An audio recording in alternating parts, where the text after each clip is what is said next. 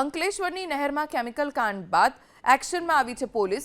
Bakrol overbridge પર રાસાયણિક કચરો ભરેલો ટેમ્પો ઝડપાયો। 3720 કિલો જોખમી રાસાયણિક કચરો જપ્ત કરવામાં આવ્યો છે। ટેમ્પો ચાલક પીર મોહમ્મદ ઇદ્રીસ શાહ નામના શખ્સની પણ ધરપકડ કરવામાં આવી છે।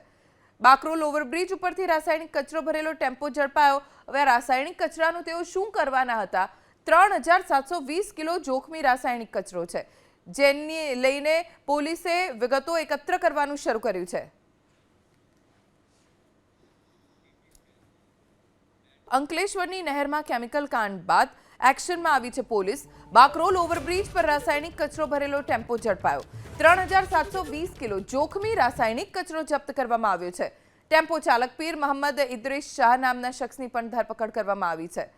બાકરોલ ઓવરબ્રિજ ઉપરથી રાસાયણિક કચરો ભરેલો ટેમ્પો ઝડપાયો। હવે રાસાયણિક કચરાનું તેઓ શું કરવાના હતા? 3720 કિલો જોખમી રાસાયણિક કચરો છે, જેને લઈને પોલીસે વિગતો એકત્ર કરવાનું શરૂ કર્યું છે।